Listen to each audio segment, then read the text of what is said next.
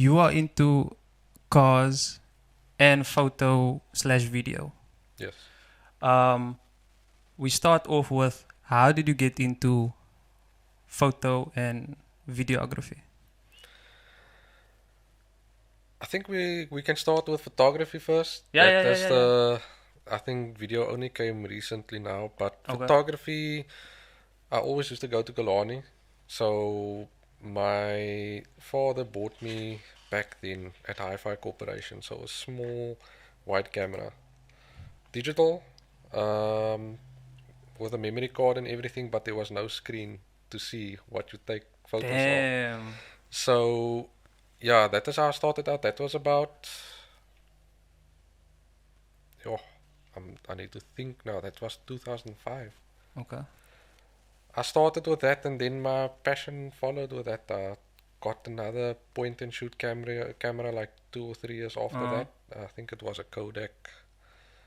Also like a normal digital camera. It wasn't your lens where you attach. It's just everything was in one. mm. You have to start somewhere. It's like you get that cheapy camera and you upgrade later through. And people told me, look, you need to take this further. You've got an eye for it. So I started. I think I invested in a Nikon D3000 after that, and that is where all kicked off. That time I was Div photography, because everybody used to call me Div. Oh, okay. Because of we spoke about this Yeah, briefly yeah, yeah, earlier. yeah, yeah. People can't pronounce my name properly. It's either Divan or Divan or Uh, Divan. So people just decided to call me Div. Um, yeah, so the D3000 I had, and then after that I upgraded to like a Canon 500D. Um, that was basically the starting point, and that is where we invested in the Nifty 50 also. okay. Sorry about that. Yeah. So the Nifty 50, for those that don't know, that's the 50mm f1.8 camera lens.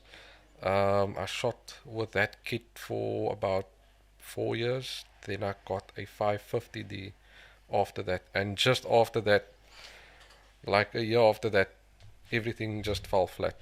I took a break from photography for 6 years. I had to sell my gear. It's one of those things that happens in life. And to keep myself busy, I had to do like drawings and stuff. Like I think you checked on my Instagram Yes, page. yes. Because I didn't have a camera, I Oh, was working on drawings and stuff just to keep the creative art flowing. okay. And then about 2 years ago, I started making a comeback again to start. I left the Resistance in the capable hands of Fabian. So obviously there wasn't any media guy involved, but they kept the brand alive. Basically to, how can I say, go to car shows, King of Slam they held. But yeah, then about, yeah, so 2.5 years ago I started coming back again. Got me a second-hand camera to start off with, and then I just worked myself up there again. Started delving into video. Um, yeah, and that's about it. Wait. It can't be that is it. Um, video. Wait, you could have chosen just to stay on photo. Yes. Why did you go to video? Um, Nowadays, people, the video is more in demand, man. Mm. So I'm not saying there's a market due to market demand, but people is watching reels and stuff and YouTube, and my plan was always to go into the YouTube channel Mm. vibes, but it never materialized, and obviously that 6 year break, it put some ideas in my head. I thought, okay, I'm gonna put a plan in place and I'm going to work from there, build myself up again. I did delve a bit into video back then with the 550D, but the autofocus was properly poor. It's like, I think, yeah, So and it we wasn't had the best. and we had a slider that we built, basically two poles and a thing just to slide the camera around with, because that time there wasn't gimbals and you were basically left with freehand Yeah, videography, yeah. and that is why you'll see back in the day a lot of the guys' videos look like it's warped, Yeah. you know, to put that stabilization in. Um. Okay, wait. Let's check here quickly. My notes here. Um. Run through your gear at the moment that you use when you shoot. Okay, I just wanna hear. so currently I shoot with a Sony A7 III. Mm. I've got a Samyang 35mm f 1.4 Mark II lens. I've got a Samyang 18mm f 2.8 lens for the wide angle. I use that for vlogging mostly, but for rolling shots as well. And then I've got the 85mm Voltrox f 1.8 lens. I go with third-party lenses because of the affordability. The Sony lenses is just ridiculously overpriced at the moment. Then obviously I've got all my filters like the ND filters, the CPL filters. For video you do need your ND filters to match your shutter speed basically. Your frame rate you need to match it to your shutter speed. So um, if I shoot at 50 frames per second, I need to have a shutter speed 1/100.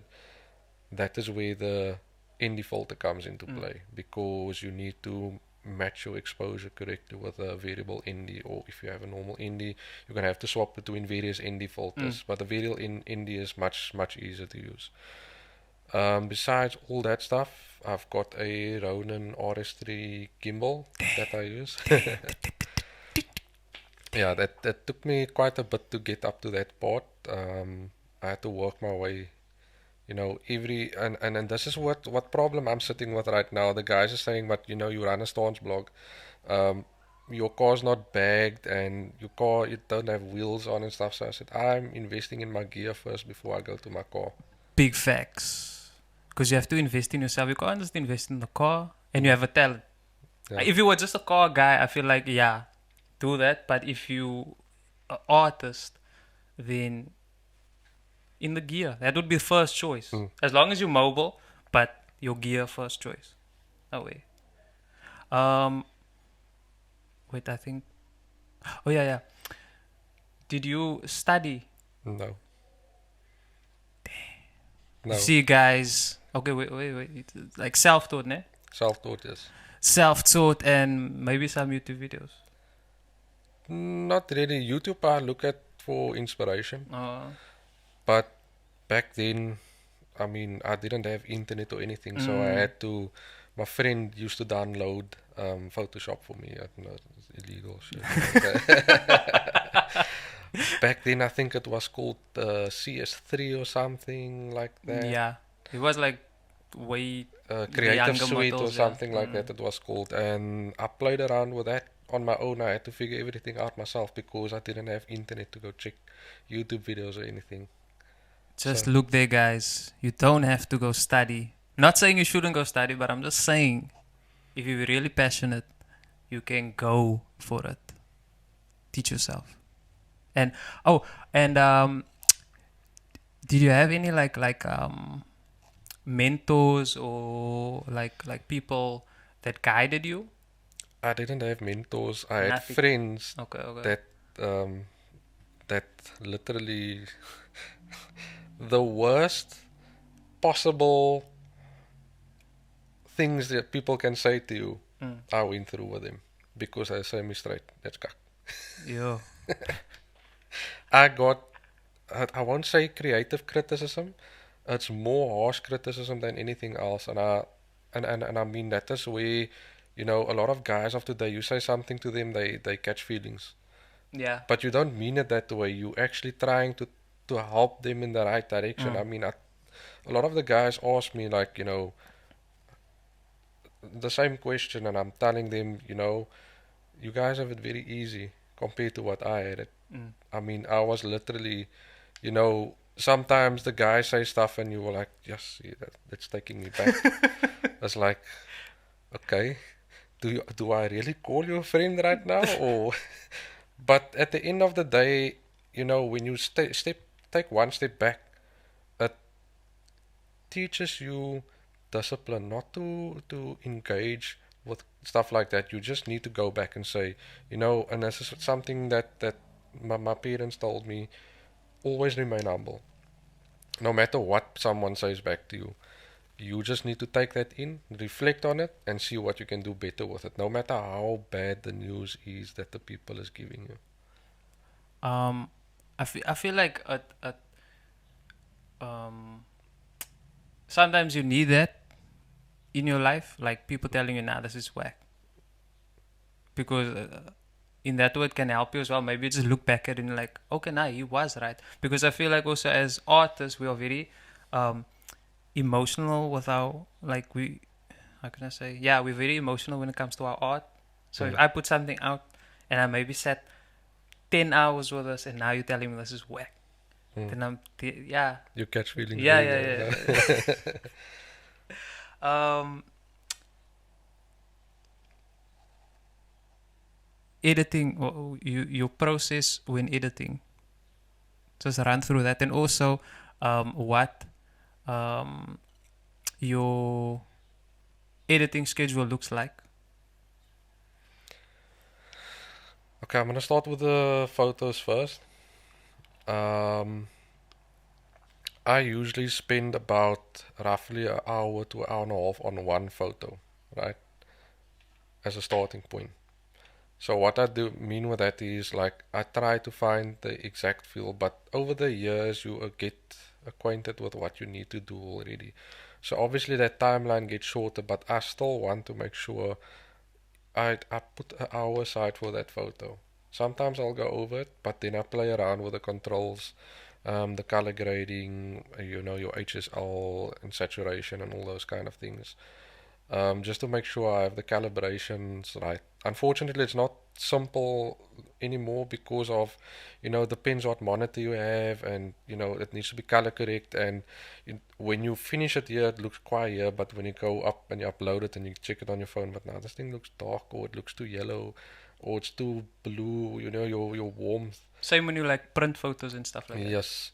So it kind of takes a process. So what I do is I'll save it to my phone, I'll view it on my phone, then I'll save it to a memory stick. I can view it on a TV also, just to make sure I've got my color grading right. So yeah, I go through that process, um, and then obviously the schedule. The editing schedule, because I've got a daily job, I need to make sure I have time after hours. I book like an hour or two after time if I have a lot of work lined up. Sometimes I just try to get everything done, because there is times that you get clients in and say, okay, I need something now. Then it's not just 10 photos, it's a whole bunch of photos. And you always need to be prepared. Make sure you finish your work, what you have there, get it done, get it out. I know there's a lot of photographers that don't believe in that, but they sit 4 to 6 weeks and then the client. Some people even take 2 to 3 months to give their work to the clients. And I'm not saying this now to throw shade on anyone, but they sit and wait, and they don't always have a schedule, work coming up with, but they take their time with it, which in essence is a good thing, because you need to take time with these things. But then it comes a moment when you become busy with your bookings, and then your other clients that you shot first, stuff falls behind because you're already busy with other work. That's why I say get it out of the way as soon as possible. Learn yourself the capabilities of the application. Get everything done and dusted as soon as possible. That is how I get my schedule out of the way. Like the guys know, if I shoot something that same evening after the shoot, I'll upload a photo teaser and I upload a video teaser, like a 30-second teaser, just to show what's coming.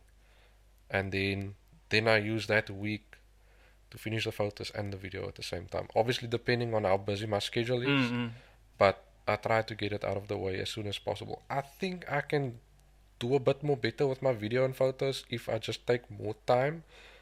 But in today's life and time is money.